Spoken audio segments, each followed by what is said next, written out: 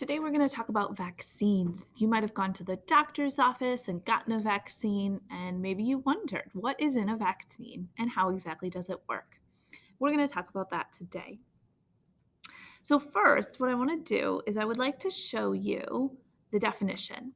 So, the definition of a vaccine. And a vaccine is made up of either a weakened virus, a dead virus, DNA, or mRNA that's injected into the body. As you can see, there's lots of different things that can be in a vaccine, and they work slightly differently, but they all have the same end goal. Pause if you need more time to write down this definition, and I'm going to go on and explain how these work. So let's say you get a vaccine. Okay. Typically, the vaccine is going to have either a piece of the virus in it, the actual virus, but maybe it's been weakened or it's been killed, but it's going to have some part of the virus in there.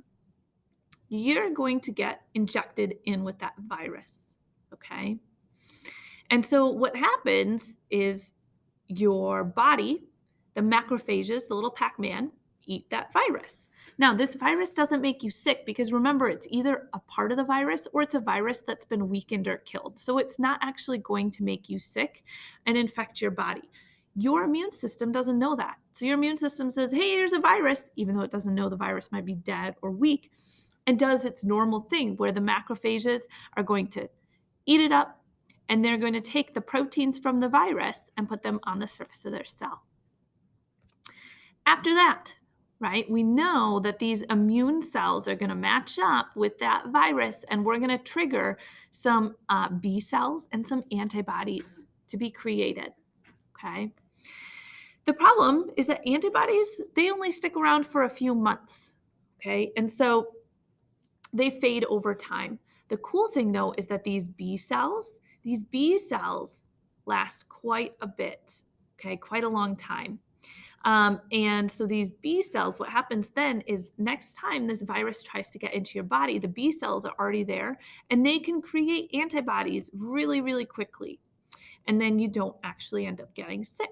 Or if you still have antibody levels left, right, those antibodies are going to neutralize, they're going to tag onto those viruses, neutralize them before the virus has a chance to infect your body cells a ton. So this is why we need more shots over time, is because over time, these B cells, they don't last forever. Some of them can last up to a decade, and these antibodies fade over time. So that's why every 10 years you need a tetanus shot, or every few years you might need the diphtheria shot, okay? So, or the hepatitis A. Different vaccines have different time frames that the antibodies and the B cells stick around. Another way, instead of just having a weakened or a dead virus or part of the virus, is we can have mRNA or DNA. And what happens is they take the DNA or mRNA that codes for a piece of the virus.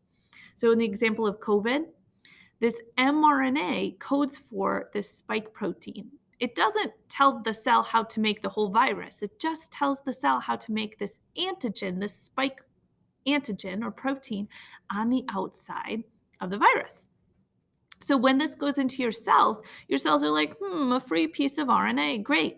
And they actually use their ribosomes to transcribe and translate, and they make this virus protein.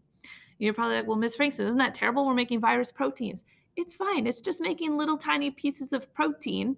It's not making the whole virus. A little protein cannot infect your cell.